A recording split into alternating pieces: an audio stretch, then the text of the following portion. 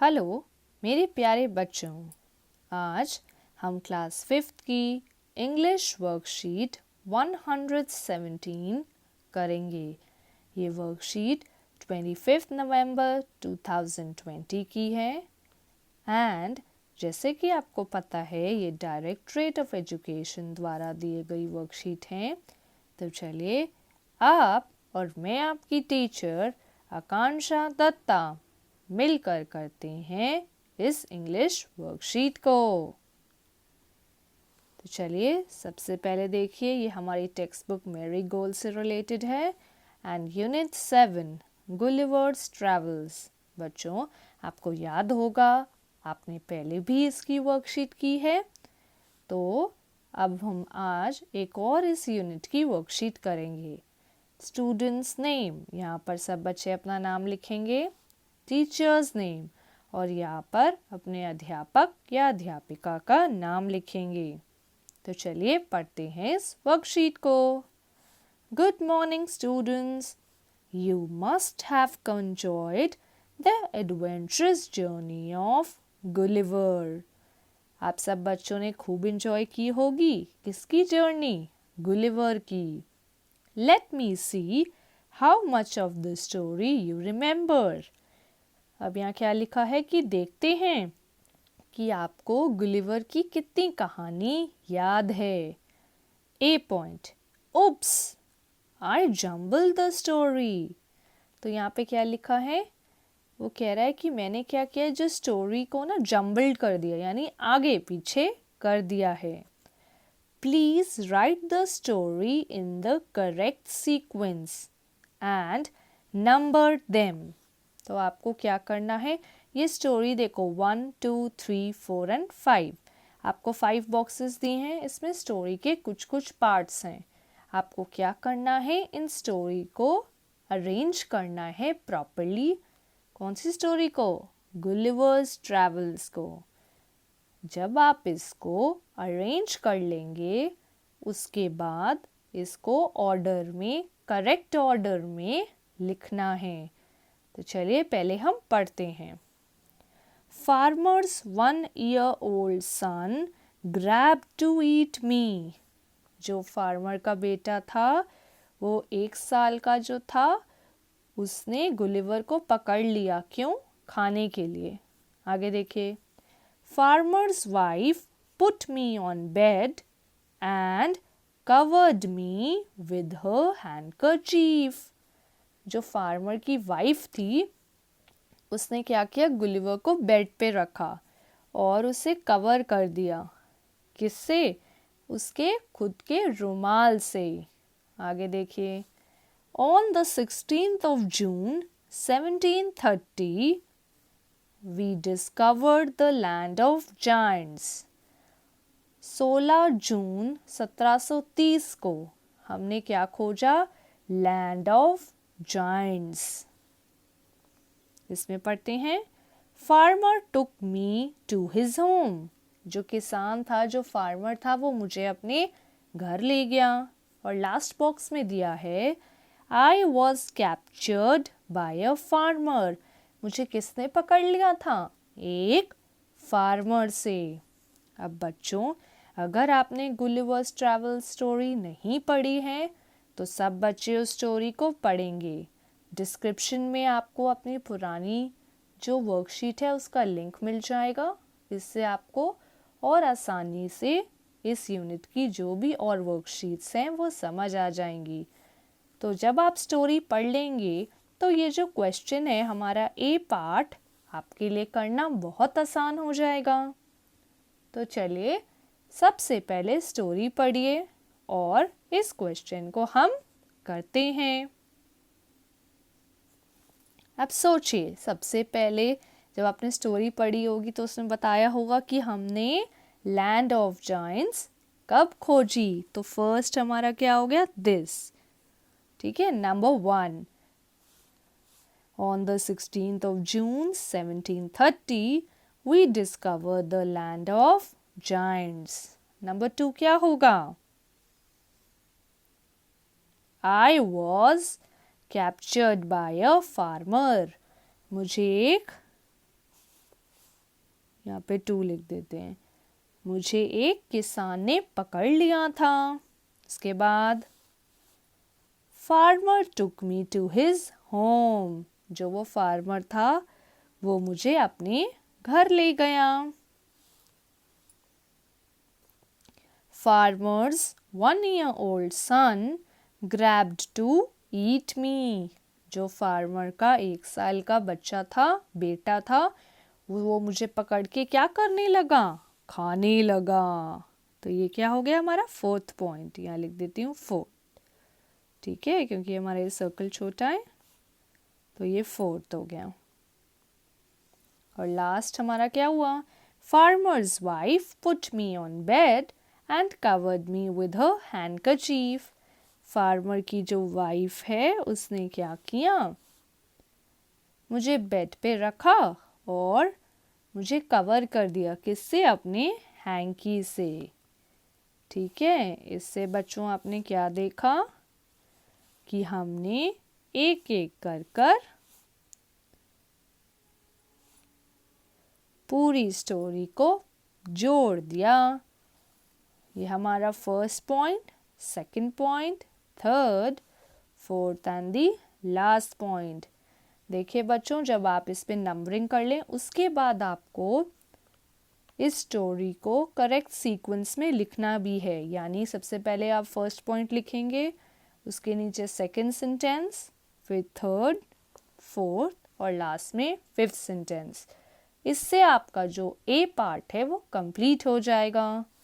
आगे देखते हैं B part. From page number 119 of the textbook Marigold. सब बच्चों को पता है आपकी इंग्लिश की बुक का नाम क्या है? मैरीगोल्ड। उसमें पेज नंबर 119 यानी 119 आपको निकालना है। आगे देखिए क्या करना है। Right the sentence that tells you that Gulliver was a learned man. आपको कौन से वाक्य लिखने हैं स्टोरी में से जो आपको ये बताता है कि गुलिवर एक लर्नड मैन यानी पढ़ा लिखा आदमी था। ठीक है, कैसे आपको ये पता चलता है कि गुलिवर बहुत सारी चीज़ें सीखना चाहता था? कैसे आपको ये पता चलता है? उन सेंटेंसेस को, उन वाक्यों को आपको लिखना है। ये क्वेश्चन सब बच्चे पहले स्टोरी पढ़ेंगे और फिर खुद करेंगे। चलिए अब हम आते हैं सी पार्ट पर। Use the correct degree of adjectives to fill in the blanks. बच्चों, आपको याद होगा हमने एक वर्कशीट की थी जिसमें मैंने आपको डिग्री ऑफ एडजेक्टिव्स पढ़ाया था। हमारे पास 3 डिग्री थी। एक हमने एडजेक्टिव यूज़ किया, फिर क्या किया था? Comparative degree, and the last one was superlative degree. थोड़ा थोड़ा याद आया? जैसे कि एग्जाम्पल दूं, स्मॉल, स्मॉलर, स्मॉलेस्ट। तो स्मॉल क्या हुआ हमारा?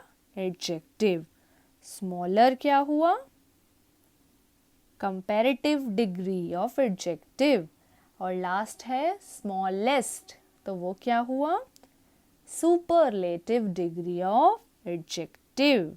ठीक है बच्चों, अगर आपने वो वर्कशीट नहीं करी, आप डिस्क्रिप्शन में उस वर्कशीट को अच्छे से समझिए, तब आपको डिग्री ऑफ एडजेक्टिव्स बहुत आसानी से समझ आ जाएगा।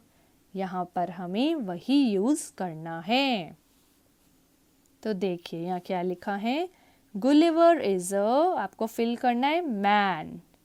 द बेबी बॉय इज, फिर फिल करना है than Gulliver. The farmer is the dash among them. आपको यहाँ पे एडजेक्टिव दिया है जिसका नाम है टॉल। आप यहाँ 3 चीज़ें देख सकते हैं। यहाँ पे पहला गुलिवर है, फिर बेबी बॉय और फिर फार्मर। तो जब हम कोई कंपैरिजन नहीं कर रहे हैं किसी के बीच में, तो सीधा क्या यूज़ करते हैं? अपना एडजेक्टिव।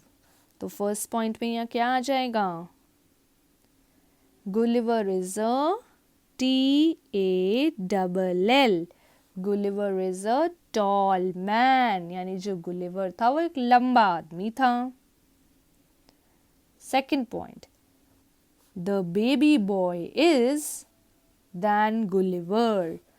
अब जो बेबी बॉय है वो गुलिवर से लंबा है. जब हम कंपैरिजन कर रहे हैं तो कंपैरेटिव डिग्री ऑफ एडजेक्टिव लगेगा, यानी कि टॉलर. मैंने आपको बताया था कंपैरेटिव डिग्री में देखिए जो एडजेक्टिव होता है उसके आगे क्या लग जाता है, ER, और साथ में क्या लगा होता है, दैन. ठीक है, लगा ही है हमारा.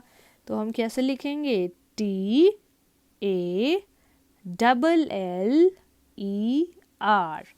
टॉलर. ठीक है बच्चों, तो जो बेबी बॉय था वो गुलिवर से भी लंबा था. कंपैरिजन हो गया.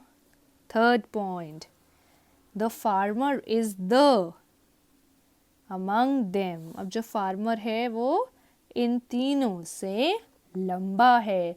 जब हम दो से ज़्यादा का कंपैरिजन करते हैं यानी तुलना करते हैं तो हम क्या देखते हैं कि जो हमारा एडजेक्टिव है हम उसमें क्या लगा देते हैं, EST, और इसकी निशानी क्या होती है कि द लगा होता है, और साथ ही अमंग देम यानी सबसे कंपैरिजन किया जा रहा है. तो आंसर क्या होगा, TALLEST,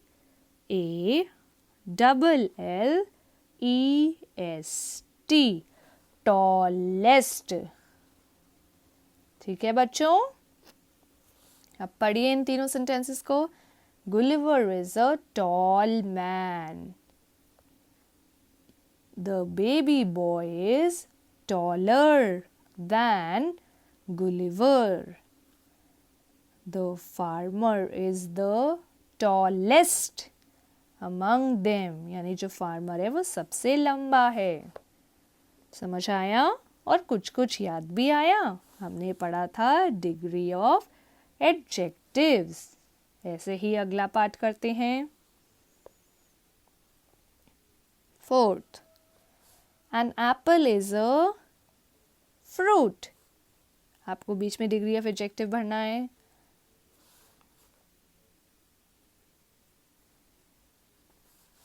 N orange is a degree of adjective fill कीजिए, than an apple. And the last one is sugarcane is the, fill the adjective of all. हमारे adjective क्या है, juicy. An apple is a fruit. यहाँ तो किसी का comparison नहीं हो रहा तो हम क्या करेंगे, सीधा अपना एडजेक्टिव लिख देंगे, JUICY, जूसी. ठीक है बच्चों. नेक्स्ट देखिए, यहाँ पे हो रहा है हमारा कंपैरिजन.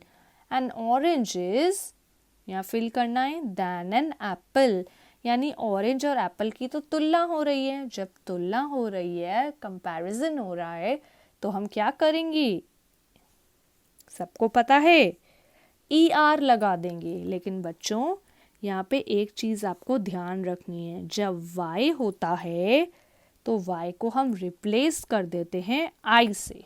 ठीक है बच्चों, तो यहाँ आंसर क्या हो जाएगा, JUICIER.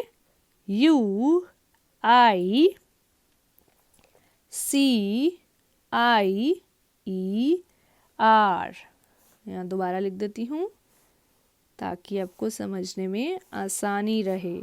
देखिए, JUICIER, जूसियर. यानी जो हमारा an orange is juicier than an apple, यानी जो ऑरेंज है वो किससे ज़्यादा जूसियर है, एप्पल से ज़्यादा. लास्ट सेंटेंस पढ़िए. Sugar cane is the, fill in the blanks of all.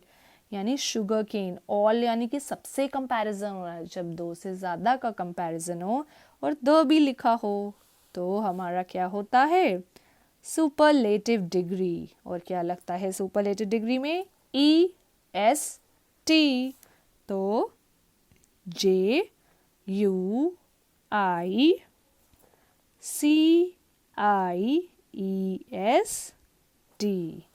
juiciest of all. पढ़िए अब इन तीनों सेंटेंसेस को। An apple is a juicy fruit, कोई कंपैरिजन नहीं है, सो एडजेक्टिव हमने लगा दिया। An orange is juicier than an apple, यहाँ पे हमने y क्यों नहीं लगाया, क्योंकि हमारा जब भी y दिया होता है एडजेक्टिव में तो वो I से रिप्लेस हो जाता है, यानी y की जगह I लग जाता है।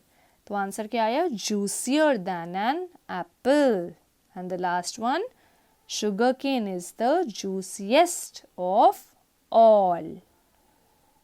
सो होपफुली आपको सी पार्ट अच्छे से समझ आया हो, और जिसको ये अगर रूल क्लियर नहीं है तो वो एडजेक्टिव्स की वर्कशीट को अच्छे से करेगा, जिसमें डिग्री ऑफ एडजेक्टिव्स दिया गया है, तो आपको बहुत आसानी से ये सी पार्ट अपना समझ आ जाएगा।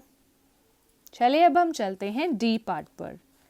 आई have written a story about Gulliver but have forgotten to punctuate the story. बच्चों, आपको याद होगा कि आपने पंक्चुएशन मार्क्स पढ़े थे, जैसे कि question mark, apostrophe, full stop, capital letters. इसका लिंक भी मैं डिस्क्रिप्शन में दे दूंगी, तो आप ये वर्कशीट देखकर अच्छे से समझ सकते हैं। ठीक है बच्चों, तो हमें क्या करना है, ये स्टोरी जो है उसको प्रॉपरली पंक्चुएशन मार्क्स के साथ सही करके लिखनी है। Can you please do this for me? तो क्या हम इसके लिए ये करें? जी हाँ, चलिए मिलकर इसकी हेल्प करते हैं। सबसे पहले हम पढ़ते हैं यहाँ पे क्या लिखा है। Gulliver loved to sail to distant lands. He wanted to become a sailor. He went on his first journey at the age of 19. There was a heavy storm, and the ship was wrecked, but he managed to save himself. He returned home safely. Gulliver's wife felt so happy to see him. तो देखिए बच्चों, जब इसमें punctuation marks नहीं लगे तो ये कैसी अजीब सी स्टोरी लग रही है। ऐसा लग रहा है सब कुछ चला ही जा रहा है, कहीं पर कोई फुल स्टॉप नहीं है, कैपिटल लेटर नहीं है, तो इससे हमें स्टोरी बिल्कुल देखने में अच्छी नहीं लग रही। तो चलिए इस स्टोरी को अच्छा बनाते हैं। तो हम ये क्या लिखेंगे, सबसे पहले आपको पता है कि आप कोई भी नाम लिखते हैं तो उसे कैपिटल लेटर से लिखते हैं, तो हम लिखेंगे सबसे पहले गुलिवर, एल स्मॉल है, loved to sail to distant lands। अब यहाँ पे हम क्या लगाएंगे, फुल स्टॉप, क्योंकि हमारा एक सेंटेंस खत्म हो गया है। फिर हम जब नेक्स्ट सेंटेंस शुरू कर रहे हैं तो हम कैपिटल लेटर लगाएंगे। ही wanted to become a sailor। वो क्या बनना चाहता था, सेलर। सेंटेंस खत्म तो फुल स्टॉप लगेगा। आगे लिखेंगे फिर से H capital. He went on his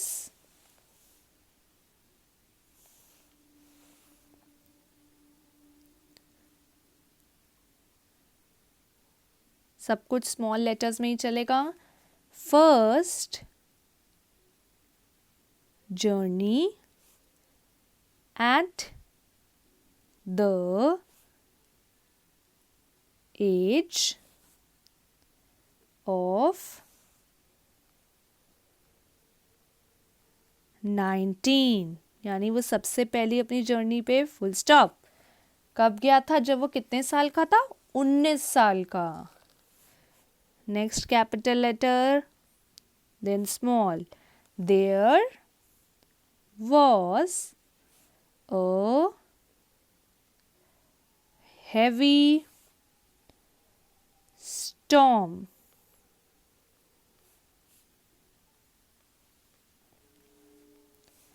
And the ship was wrecked. एक बहुत ही बड़ा तूफान आया और उनकी शिप जो थी वो फंस गई. But he managed to save himself. लेकिन गुलिवर ने अपने आप को बचा लिया. Full stop. क्योंकि सेंटेंस हमारा हो गया है खत्म. H capital अब. He returned home safely. वो घर वापस आ गया. सेफली यानी बिना चोट के आराम से. Full stop. G capital. Gulliver's. Apostrophe लगेगा फिर रेस्ट क्योंकि हम उसकी वाइफ के बारे में बात कर रहे हैं. तो Gulliver's wife felt so happy to see him. जो गुलिवर की बीवी थे उसे देख के बहुत खुश हुई. चलिए इसको पढ़ते हैं. Gulliver loved to sail to distant lands. बेटा ये आई हटा देना.